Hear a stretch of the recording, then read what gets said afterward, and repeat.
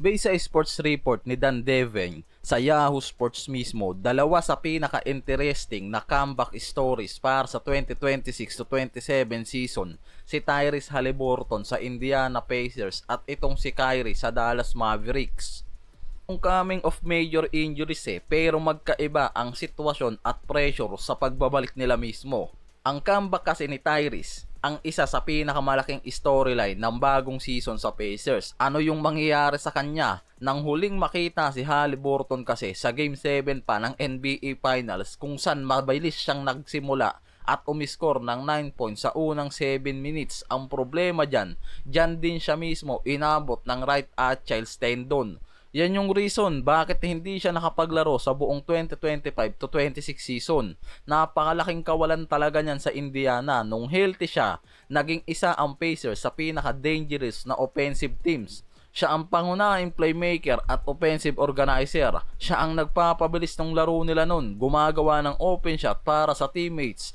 At siya rin mismo yung naghahanap ng passing lanes na mahirap makita ng ibang guards Kaya nung nawala yan mismo, bumagsak ang Pacers sobra sa Eastern Based sa report mula sa 50 wins team, naging 19 wins sila sa Eastern last season nang walang Haliburton. Kaya litaw talaga yung malaking kawalan yan Hindi naman lahat ng problema dahil kay Haliburton. Marami din talagang inabot ng injury kasi sa roster nila tapos nawala si Miles Turner sa isang trade. Kaya yung malaking tanong ngayon kung makakabalik pa sa dating form itong si Hali. Ang pinakamahalagang concern pa, sinabi ni Haliburton nung Agosto, I feel great at sinabi rin niyang regular na siyang naglalaro ng pick-up basketball at ready ng araw para mag-start sa bagong season.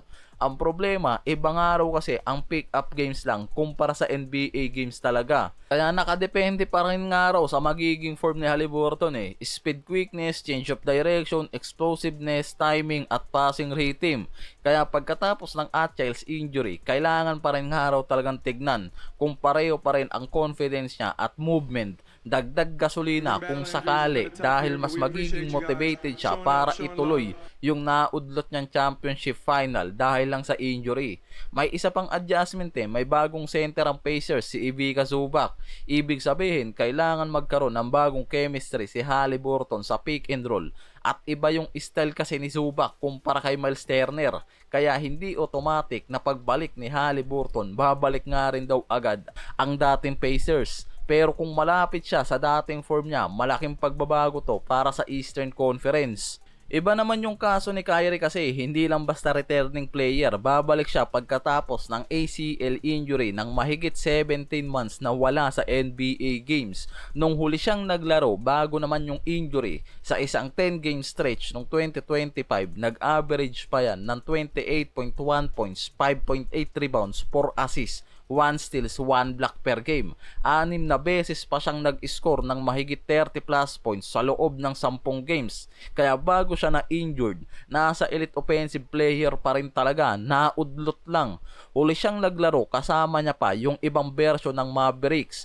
Ngayon, halos ibang franchise na ang Dallas Wala nang Luka, wala ring Anthony Davis na. Nagbago yung front office, nagbago rin yung coaching staff, at yung bagong mukha ng franchise, si Cooper Flag na.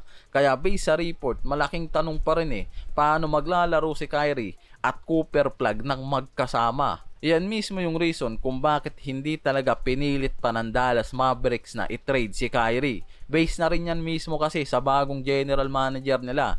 Titignan muna niyan kung ano yung kalalabasan ng kombinasyon ni Cooper Flag at Kyrie bago magdesisyon sa magiging future niyan. Dahil may mga playoff teams rin talaga na nare-report na sobrang interesado na makuha si Kyrie. Pero pinili ng Mavericks na tignan muna kung ano ang magiging chemistry niya kay Cooper Flag. Si Kyrie pa rin kasi ang tinitignan ngayon na pwedeng maging veteran offensive engine at perfect backcourt partner ni Cooper Flag ngayon sa Dallas Mavericks. Ang pinakamalaking concern naman sa Philadelphia ang depth center. Si Embiid pa rin yung superstar at starting center pero malaking concern talaga yung availability niya dahil sa injury history. Yan yung inaalala sa kanya Healthy sa opening, pagdating sa midseason, inaabot ng injury. Sa supporting center, meron pa silang Adembone, athletic at may defensive potential pero bata pa at kailangan pa rin nga raw patunayan na kaya niyang maging reliable center. Backup center pala, hindi pa ready para sa championship window yan yung tingin dyan. Si Ariel Okporte naman, isa pang developmental big na may potential pero limited pa yung NBA experience Kaya kung sakaling hindi makapaglaro nga raw si Embiid, yung malaking tanong kung sino yung magiging dependable na sasalo sa minutes niya sa loob. Yan yung reason kung bakit nagiging logical target nila si Nick Richards ngayon na available pa rin sa free agency. Samantalang lumalabas rin kasi sa mga report ngayong linggo lang na malaki rin ang interest ng Miami Heat na makuha itong si Nick Richards. Mas kapansin-pansin pa dahil nag-workout siya kasama yung Heat players sa Miami at nakita siyang nakasuot ng Heat gear.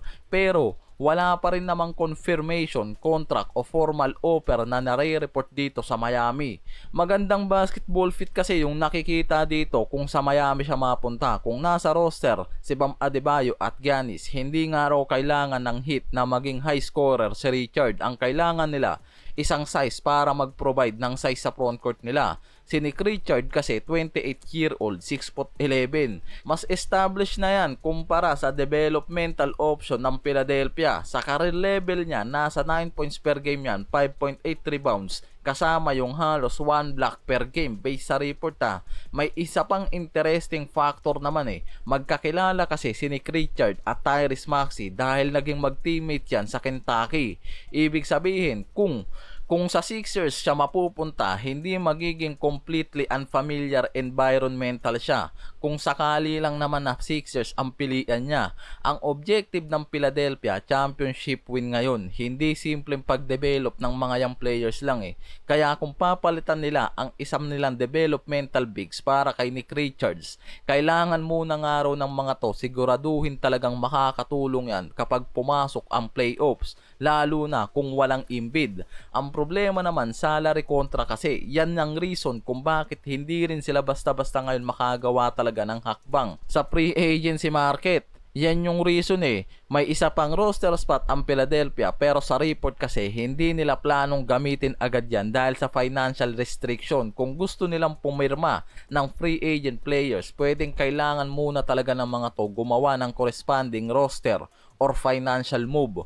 Kung kukunin ng Miami si Richards ngayon, mawawala sa Sixers ang isa sa mga relatively proven big man na pwedeng maging insurance policy kung aabutin ng injury si Embiid bago magkaroon man ng financial flexibility yung mga to Baka mas mahirapan talagang humanap yung mga to ng quality center sa market.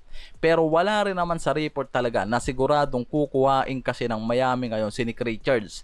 Ang sinasabi sa report, malakas lang yung possibility dahil interesado ang Heat at actual na nag-workout kasi si Richards sa Miami. Wala pa rin confirmed deal naman na lumalabas Para sa Sixers, si Richard ang logical backup center, not necessarily a must-have. Kung ang priority championship readiness, magandang insurance talaga yan sa likod ni Embiid Pero dahil may financial restriction at may Bona pa at Okporte na hawak nila na nasa developmental, may logic din para sa pag-iintay nga raw